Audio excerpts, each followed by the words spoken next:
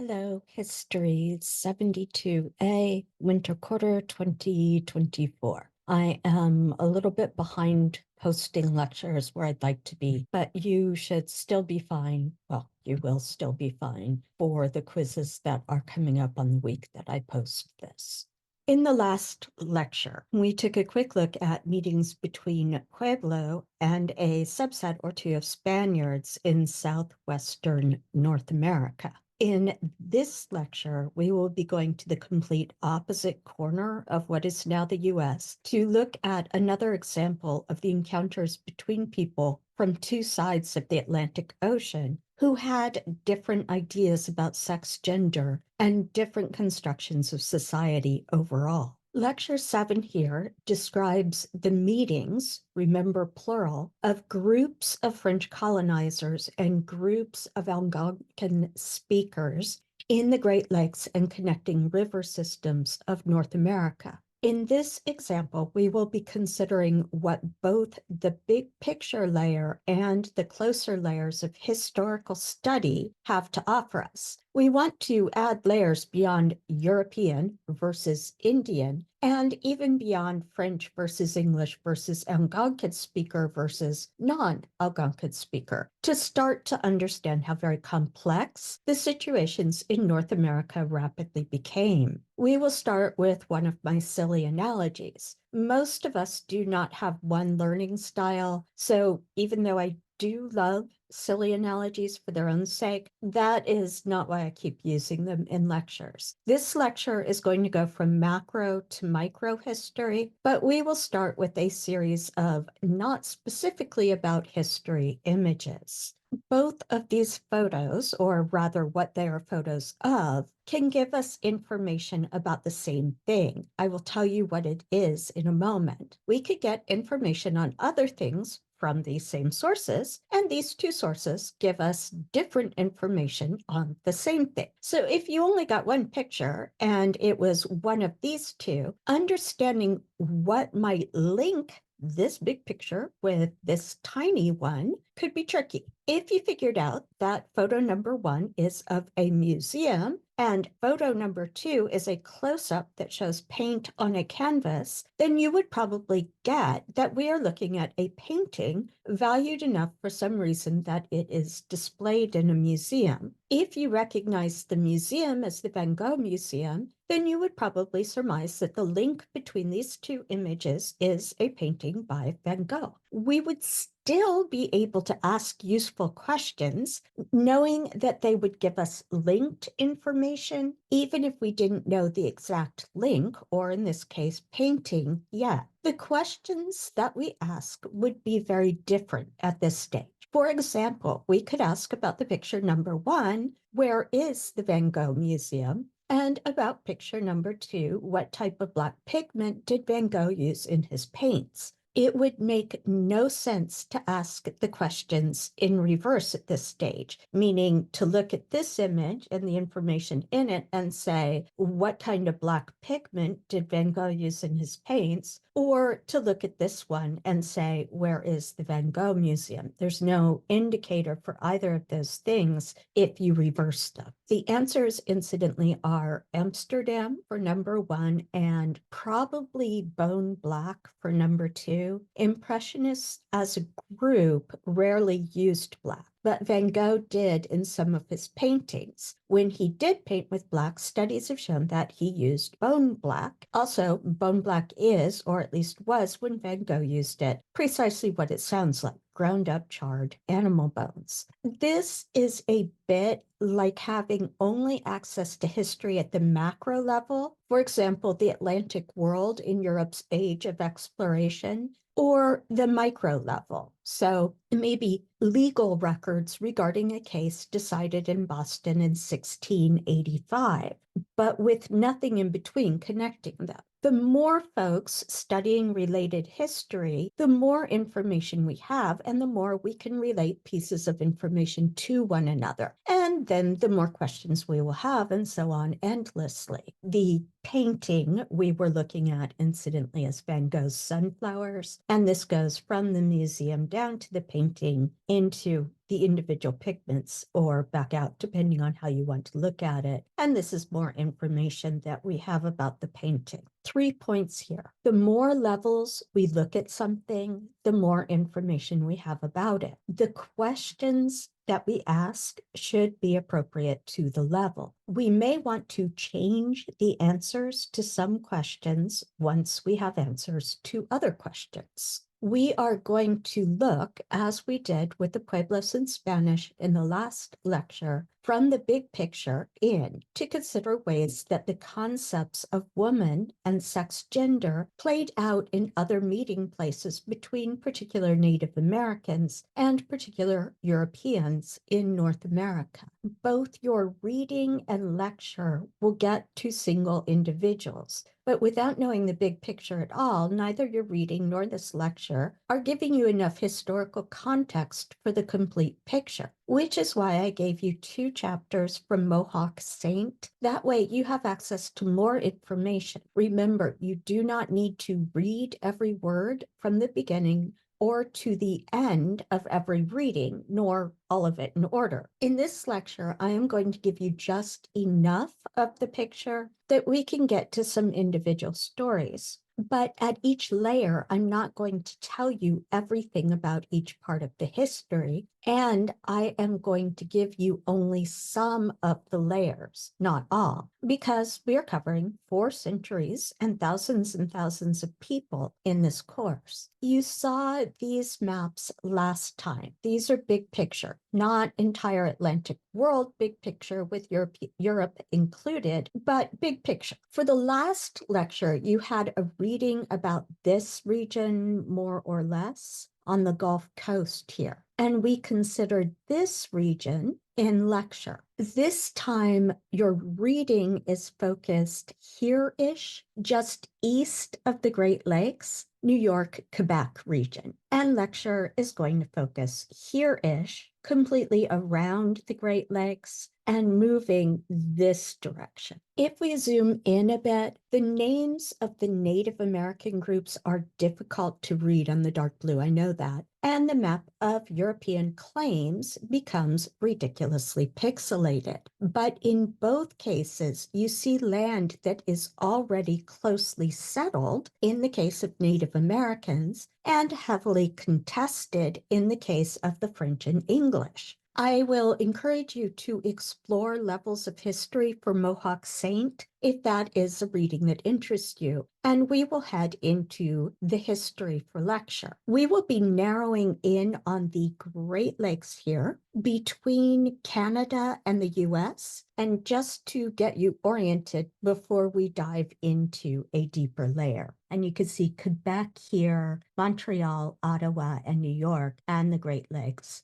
For this layer, we will start with a standard current textbook big picture of the time and place that we will focus in on to set us up for the questions we want to ask in this course. I suspect that you will notice the ways in which this big picture story is incomplete. There is interesting and useful information in the textbook that I'm going to share with you here, but we will want to look elsewhere to fill it out and make a picture that comes closer to what was going on. Quoting from the textbook, the French crown subsidized exploration in the early 16th century. Early French explorers sought a waterway passing through the North American continent to Asia. Canada's St. Lawrence River appeared to be such a passage, stretching deep into the continent and into the Great Lakes. French colonial possessions centered on these bodies of water and later down the Mississippi River to the port of New Orleans. This gives us a picture of actions and motivations of the French, basically at the national level. The Crown sent explorers, they funded their expeditions, they were looking for a transcontinental waterway. The textbook continues, and do not worry about catching all of the details here,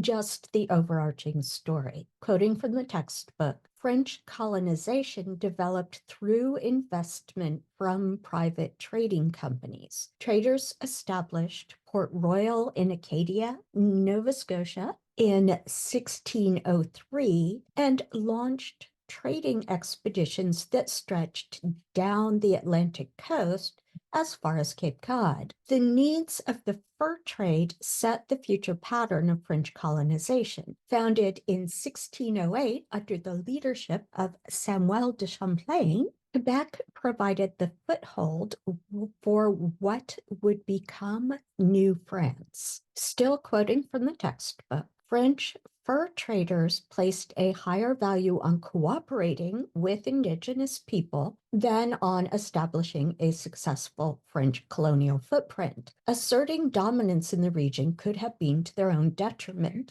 as it might have compromised their access to skilled Native American trappers and therefore wealth. Few Frenchmen traveled to the New World to settle permanently. That's the end of the part I'm quoting for now. After reading that, we know more about the French men, and these were pretty much all men, who actually came to North America, adding on to what the last slide told us about those setting official policy in France. We know that the French people who came to North America interacted with Native Americans, but we don't know which Native Americans, nor how different groups of Native Americans fit the French into their lives. It's not as if Native Americans had just been waiting, frozen in time, for the French to show up. I'll come back to this in a moment. We know that the French were interested in the fur trade. That would be beaver skins. In case you are interested in why, watch the coda after the key points for this lecture. From the textbook here, we know that the French who came to North America did not drop in on an open land, but got assistance from Native Americans.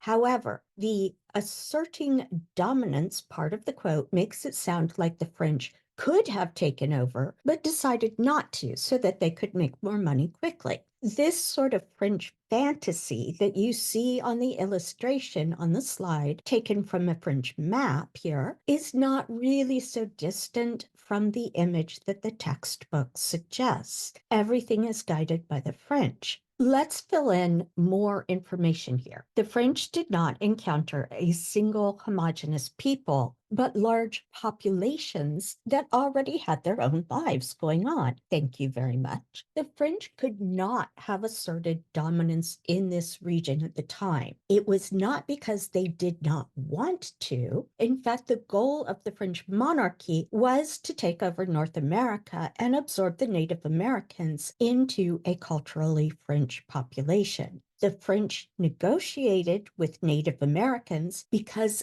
that was the only way that the French could get anything at all. And those negotiations had to take place within the frameworks of societies who lived in the region, generally not on French terms. Native Americans were not first and foremost focused on the French. Different people were focused on their own lives, interactions, and relationships. The French at this point became a part of the ecosystem and world of the Native Americans in the Great Lake region, but the French did not control that world. Native Americans did not become instantly overwhelmed with desire for European goods, like iron kettles and guns. They had uses for those things, but they already had items of their own that served the same purposes. The Native Americans in the Great Lakes region traded with the French when it made sense and did not trade with them if other considerations carried more weight. One way of imagining North America at the beginning of the 17th century, the 1600s, would be like this on the slide. And this is more or less how the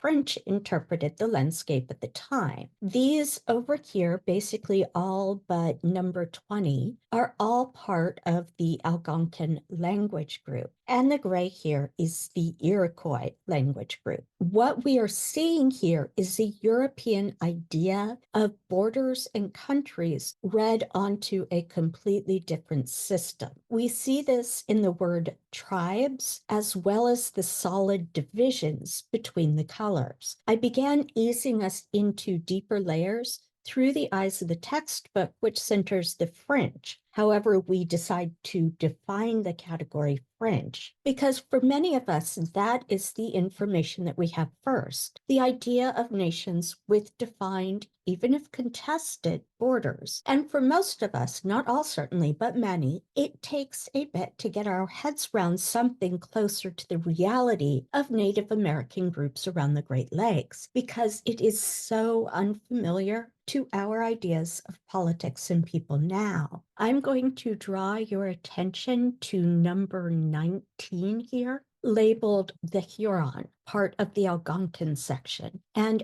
back to number 20, the Iroquois, a different language group. I'd also like you to notice the extent of the Algonquin-speaking groups, including number 5 over here, the Illinois. And yes, the state is named for them. Keep that in the back of your mind as we leave this layer at this image for now and head back to the textbook. I've put this section of the text on the slide so that you can see directly what I will be talking about.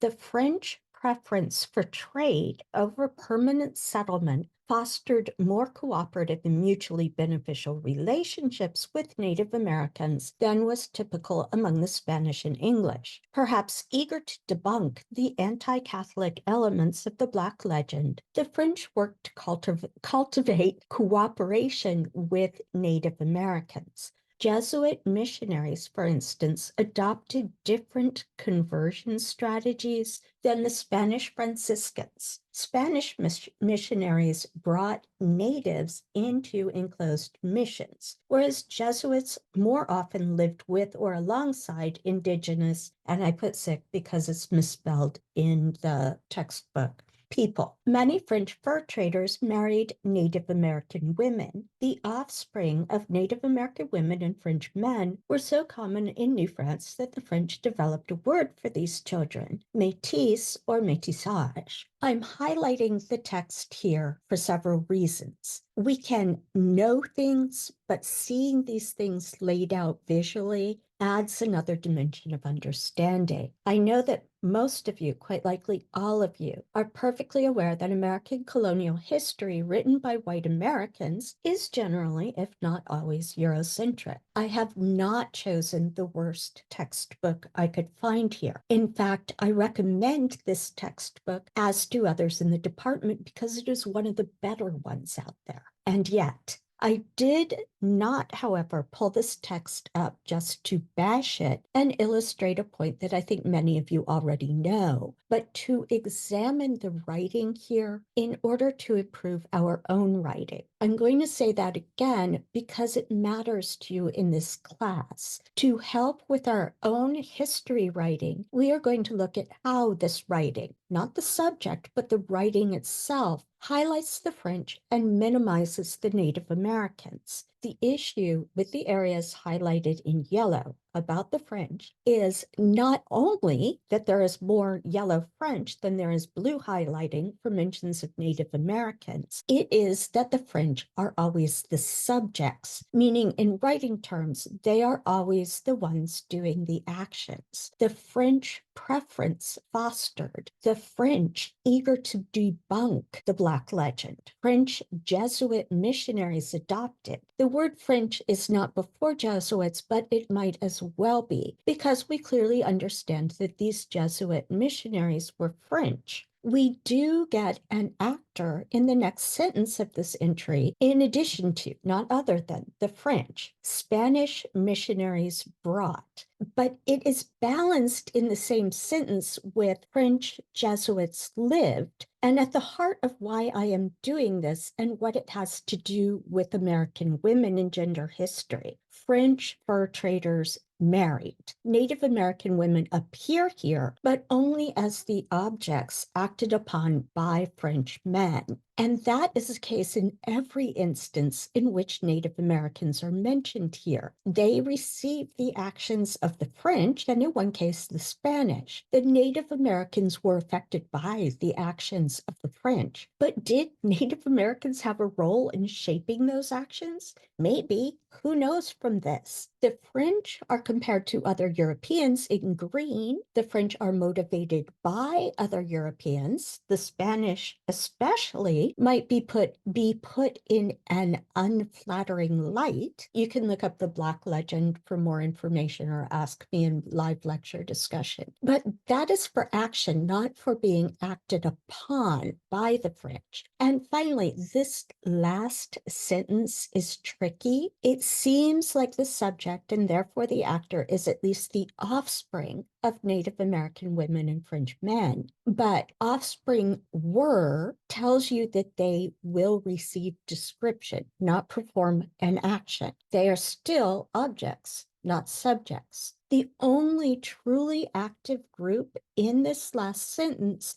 is the French, who developed a word for the offspring, who apparently had no input of their own, and their mothers seemed to be passive observers. I am going to leave this here, but think about it when you write. I also strongly suggest that you look at the section on passive voice in my writing guide that you can find under files. Passive voice is near the end than the beginning of that guide. We could keep going with this, and in fact, I am going to suggest that you check out the online textbook because it is good for one perspective on the big picture. So it is useful. It will give you some standard American history background if you need to flesh out the big picture in order to understand something in readings or lectures. You can just Google American Yawp or however you choose to pronounce this. This site is created and continuously updated by Stanford University Press. We are going to go back to these bits of information. Many French fur traders married Native American women, and the offspring of Native American women and French men were so common in New France that the French developed a word for these children, métis, métissage. This, again, is standard colonial American college history, but this is not a general class, so we are going to critique and explore these ideas more. Not completely, remember, this class is not general, but it is still only 10 weeks long. You've seen the map on the upper left here earlier in the lecture. I put it here so that you don't have to feel any necessity to go back. The new map on the right is still a representation of the centers of Algonquin-speaking people. The languages have diverged from one another, so there's not one standard single Algonquin language. I know that the one in green is actually called Algonquin, but it is only one member of the Algonquin language group. Think about Germanic and Romance languages in Europe, or a Northern Scottish and a Cambridge, south of England version of English. In terms of languages, there's nothing really unusual here. What this map does better than the map on the left is to do away with hard borders between regions. Now, this does not mean that there was no idea of belonging related to land or who could do what where. It doesn't imply some mystical connection to ecology, but rather a practical one. And it certainly does not mean that everyone in this region lived in harmony before Europeans arrived. But it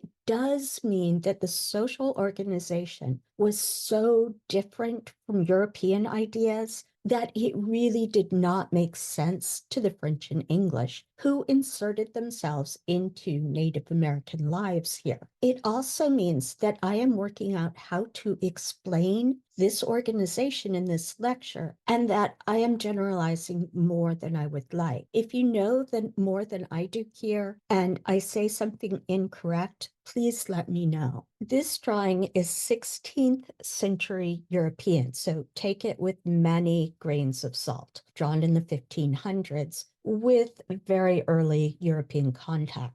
Prior to European contact, the people in this region did not organize themselves by large tribes as we think of them. And although they lived in what we would label villages, the village was not the base unit in how decisions were made. Decisions were made by one group of representatives in front of the groups concerned, large or small, as the discussion warranted. The representatives were not hereditary or even powerful leaders. They were representatives selected for that particular discussion. And regardless of what decisions the representatives thought were best, the representatives had no coercive power over the people they represented. Representatives could explain to, reason with, and try to convince people, but any final decision was made by the individual. One group could follow the representative's recommendations,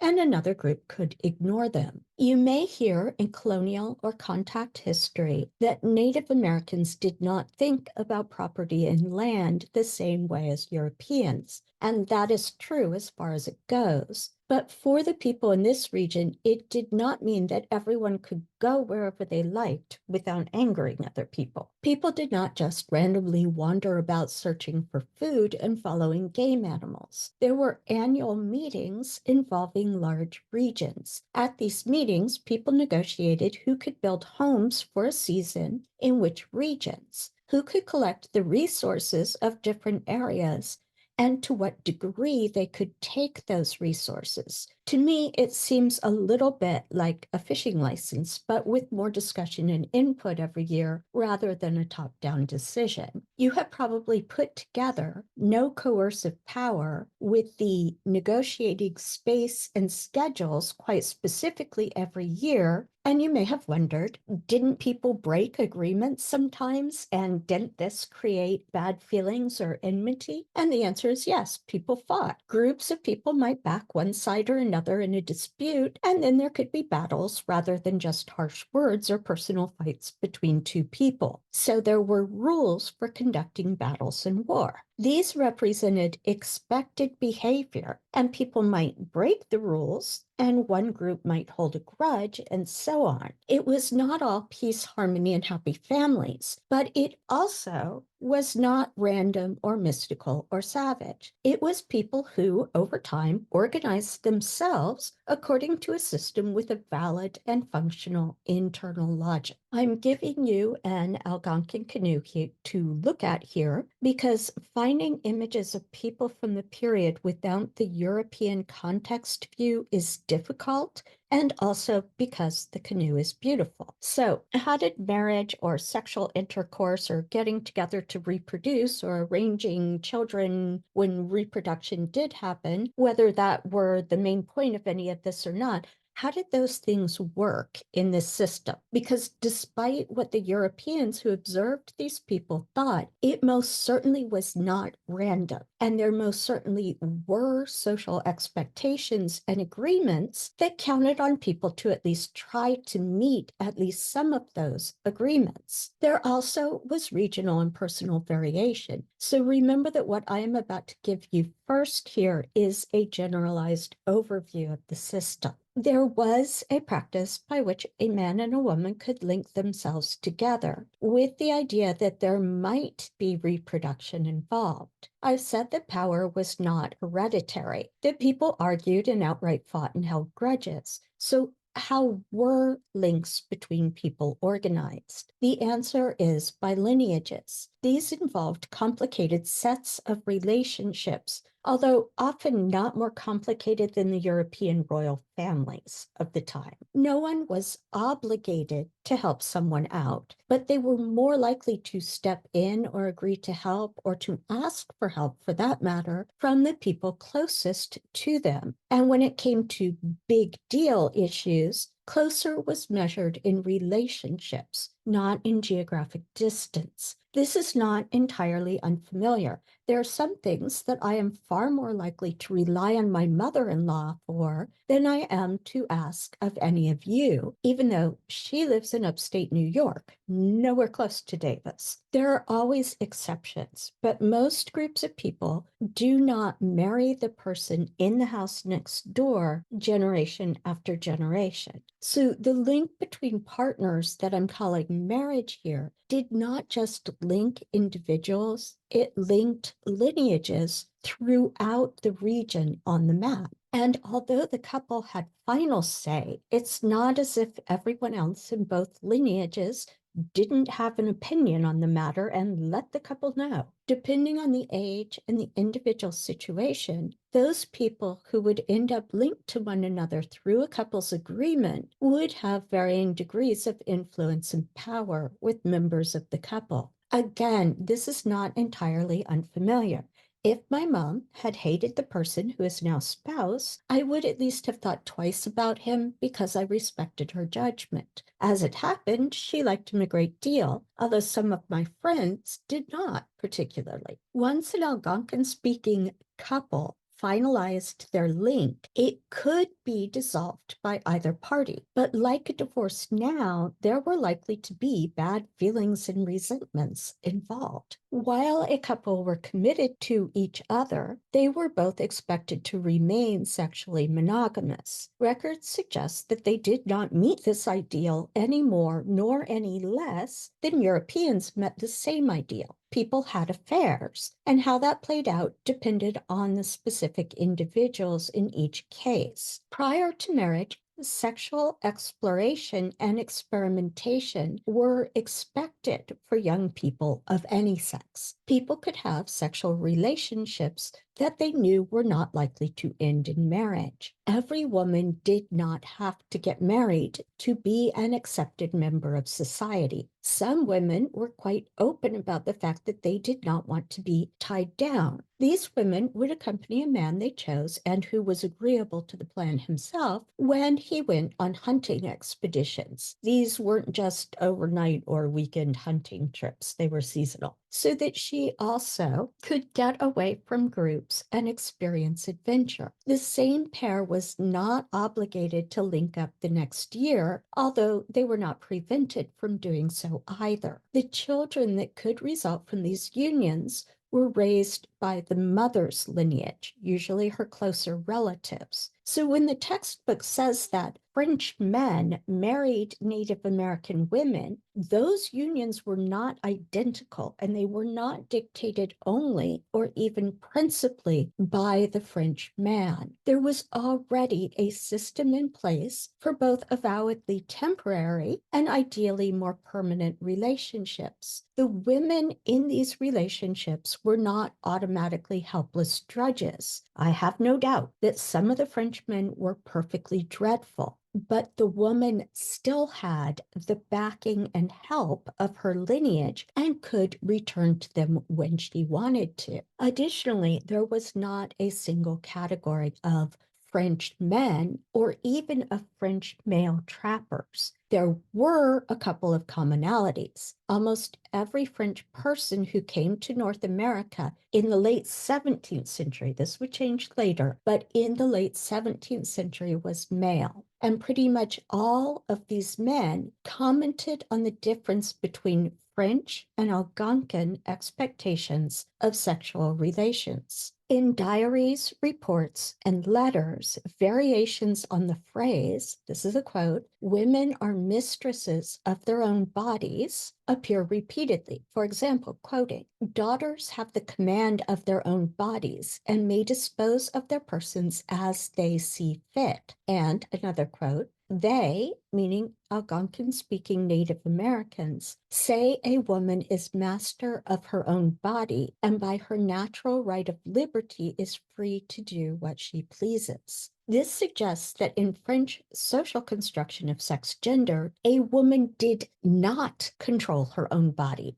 or at least she was not supposed to. I'm going to lump late 1600s Frenchmen together for our purposes here into three groups. Remember, all of these were made up of individuals making their own choices based on the exigencies of their own circumstances. I'm going to group one set under the heading government officials and company agents. These men tended to live in large outposts and cities like Quebec, which you see on the slide here. They had limited direct contact with Native Americans, and both government and company policy discouraged trappers from marrying Native American women under any circumstances. These men were most likely to characterize Native American women in any sort of relationship as prostitutes. They also justified banning French Algonquin marriages in terms of racialized hierarchy. The second group of French men was made up of Jesuit priests. The images that I found of the missionaries themselves presented them in one heroic pose after another. So here you have a map of the region we are looking at, drawn by a Jesuit in the 17th century, the 1600s. As one historian noted wryly, these men, French Jesuit priests who were presumably celibate, these men with the least experience of sex were the ones who gave the most advice on sex. Jesuits always discouraged sex outside of marriage, but the issue of marriages between French men and Algonquin women tended to be situation specific. Generally, Jesuits did not approve of these marriages, but in some cases would perform them, sometimes reluctantly. Jesuits were far more likely to approve marriages in regions and at times when a relatively large proportion of Native American women had converted to Catholicism. The last two groups of Frenchmen were both trappers, but each had a different relationship to French government and trading company power structures. The first group were the sanctioned traders. These worked largely under company direction. Although intermarriage was not company sanctioned, officials might turn a blind eye when it increased profits. The second group were, and forgive my French, coureurs de bois, or what I will call outlaw traders. I'm not making that term up. It's one that is used by historians and others. These did not have a license from a company or government to trap or sell. They tended not to be associated with large outposts at all, and both depended on and appreciated being folded into Native American lineages and marriages. Here we have an incredibly varied cast of characters, and even more variation if we consider space and time. So I'm going to describe two Algonquin women and the choices that they made for themselves within the framework of marriages. I chose these two largely because there's good historical data on them, and you can consider it that as I go through them. Story one, and the image is just random voyageur or legal traders. In 1694, French explorer and trader Michel Acot sought to marry a Christian Illinois woman, Aram Pinchouet. The differing reactions to this proposition split not along French Algonquin lines, but across both groups. Arapentwe belonged to a prominent lineage. Acot had extensive trade connections and influence, including with French officials and agents. The marriage would have strategic advantages on both sides. Acot had also earned a rather public image as a sexual libertine, and according to the Jesuits, an enemy of the faith. Arapentwe was not only a Christian convert, but she formed a strong friendship with a Jesuit priest, Father Gravier. Arapentwe was not at all thrilled with the idea of marrying Acot, and Father Gravier despised Acot. Arapentwe got Father Gravier's backing and said no to the marriage. But this left her estranged from her parents who backed the match, and him, meaning Father Gravier, denounced by French authority who wanted the alliance. Arapentwe used her rights to negotiate her own marriage to bargain with her father. She would marry Acot and seal the alliance if her parents would convert and maintain a relationship with Father Gravier. This is not a story that breaks down easily or consistently. All parties managed conflicting ideas and desires. It may look like Acot and Gravier came out best, but Armpichwe had managed the situation in a way that meant she could remain at the mission, not live with Acot, and still have her parents close to her, both physically and emotionally. She drew on both Algonquin and Catholic practice to negotiate a situation that balanced personal gain and loss. Generally, that's the best most of us can do on a daily basis. Example 2 is a bit shorter to tell for us here. In the early 18th century, Marie Catherine Illinoise married wealthy French trader Jean-Baptiste Baron. As suggested by her last name, Marie Catherine was born Illinois, the Native American group, not the much later U.S. state. That particular group had a high rate of conversion and leveraged it along with a different type of marriage control. Marie Catherine and Jean-Baptiste were not only married by a Catholic priest, their marriage was celebrated with no reservations on the part of Church or French colonists. From that point, Marie Catherine was categorized in official records as French and occupied both the material and social place of a wealthy French woman in Louisiana. These two stories are interesting in their own right, to me at least, but they also show what may be generalized as French trappers married Native American women could look quite different on the ground for one situation versus another. Key points for Lecture 7.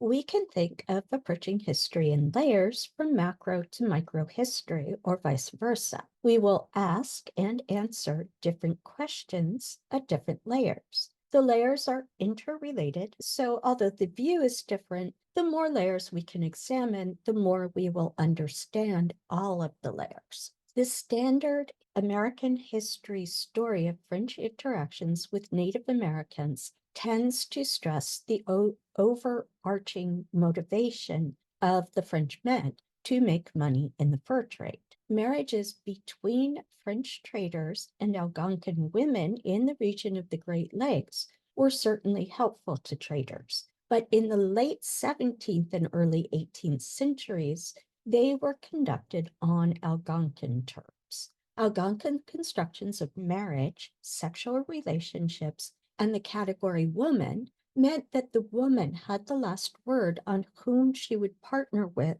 and under what expectations. Algonquin social structures were based on negotiations rather than on centralized authority. This was largely incomprehensible to French colonists, whether it applied to land use or marriages. Ties between lineages made at the marriage of a couple created networks of mutual support. The couple would decide whether they would marry, but other members of the lineages involved could express their level of approval or disapproval to the couple, and they did. In this system, marriages could be dissolved by either member of the pair. Splits were not necessarily amicable, but they were also not forbidden. Young people were expected to form temporary liaisons and experiment with sexual intercourse. Not everyone had to marry. There was an accepted social format for temporary adult sexual and personal relationships. Nearly all of the French who came to North America in the late 17th and early 18th centuries were men. The French did focus on the beaver fur trade, but this required government officials and company agents, not just individual trappers. And the coordination of trade required a system of outposts and cities to collect and move furs. The official stance opposed marriages between French trappers and traders and Algonquin women, but many trading company officials were supportive if they thought the alliance would bring in more furs and money. Sanctioned trappers worked within the government company structures, while coureurs de bois operated as unlicensed or so-called illegal traders. Members of both of these groups formed marriages with Algonquin women. The exact nature of the marriage, for example, long-term or short-term, fit into the structure of Algonquin society, and women had the final word on these partnerships, although her lineages would have opinions. I mentioned earlier that I would explain why beaver fur was in such great demand. Felted beaver fur makes excellent, long-lasting, and waterproof hats, which in the late 17th century was a big deal as waterproof options were limited. The demand for beaver pelts was led by men across Europe, and by the time French traders started depleting beaver in North America, beaver hats for men were at least as much about style as practicality. In other words, fashion. This passion on the part of European men did not end with the beginning of the 18th century, the 1700s. It did not even lessen. I suspect that most of you will recognize the style of at least some of these hats going right up to the top hats of the 19th century. And yes, I did look for a picture of an adorable looking beaver before seeing what it looks like as a trade fur.